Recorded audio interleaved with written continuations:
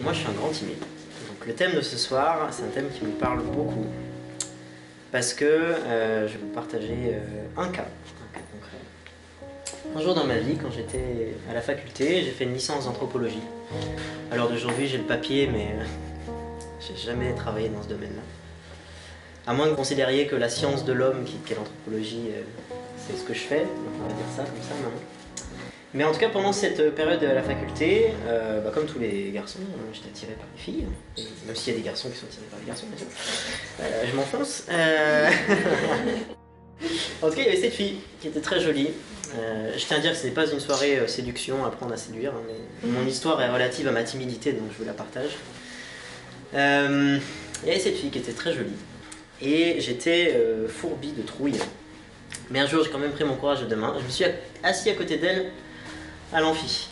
Et j'ai réussi à savoir qu'elle faisait un cours du soir un peu original. Je dis, ah, c'est génial, je pourrais venir avec toi. Oui. Et le cours se finit à 20 h, on sympathise, tout ça, et elle m'invite à venir chez elle. Incroyable. Je commence à voir la pétoche qui monte. Donc elle m'invite chez elle, on boit des coups, tout ça, tout va bien, vous connaissez la vie d'étudiant. Et puis il se fait tard en fait, hein. C'est un peu tard. Il se fait tard au point qu'il n'y a plus trop de bus à cette heure-là, ni de transport en commun. Et elle me dit, bah si tu veux, tu peux rester dormir chez moi. Ah, c'est bête, tiens, ça m'arrange pas du tout, mais... Donc je reste chez elle, et puis dans sa chambre, elle a deux lits, donc on me propose de dormir dans le deuxième lit, donc je m'y allonge, tout ça. Et puis, moi je suis vraiment paralysé de peur, quoi, à l'idée d'aller vers elle, de me rapprocher d'elle. Mais elle, quand même, elle est courageuse, cette fille. Elle vient se mettre à côté de mon lit, puis elle commence à discuter avec moi. Moi, je suis fourbi de trouille, alors que je me rends compte qu'elle m'envoie plein de signaux. Et au bout d'un moment, elle me dit, tu peux me mettre dans le lit avec toi?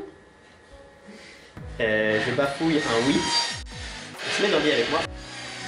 Et là, c'est passé la culmination de mon existence. Et à ce moment-là, j'ai commencé à être paralysé de peur. Parce que c'était quand même à moi de faire un premier pas, au moins de l'embrasser ou de faire quelque chose.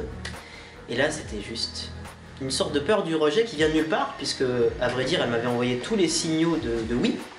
Mais moi, il y avait une force en moi, et on va sûrement en parler ce soir, parce que j'imagine que je ne suis pas le seul à avoir cette force-là, d'autodestruction, qui me faisait perdre tous mes moyens.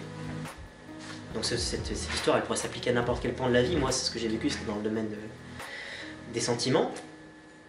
Et là, donc, mon corps commence à se paralyser. Donc, physiquement, je commence à trembler et à bafouiller et je ne peux plus rien dire. Et physiquement, hein, je peux vous dire, c'est une sensation très bizarre. Et j'arrive à rien faire et au bout d'une demi-heure, elle en a vraiment marre et elle va se coucher et bonne nuit, ciao. Et ces filles, j'ai jamais pu aller au bout de mes sentiments avec elles parce que j'ai été complètement paralysé. Donc cette peur m'a complètement coupé d'une expérience potentielle de ma vie. Et elle m'a complètement fait foirer ma soirée. Je peux vous assurer que le lendemain, j'ai marché de chez elle au métro. Je me rappelle, c'était une longue marche, ça faisait au moins un quart d'heure de marche. Et c'était les pires, ça a fait partie des pires un quart d'heure de ma vie. C'est ma petite expérience avec la confiance en soi. C'est de passer du poulet au lion. Et le thème de ce soir, moi, ça me parle beaucoup. C'est moi qui ai fait la petite image. J'étais très content de ça parce que le lion intérieur, moi ça me parle. J'ai l'impression que cette attitude-là, c'est quelque chose qu'on a tous en nous déjà. Et qu'on peut le développer. On a tous notre lion, alors il n'a pas les mêmes couleurs, il n'a pas la même chevelure, il n'a pas la même crinière. Chacun est différent. On a tous ce potentiel-là. Donc je suis content de partager ça avec vous ce soir.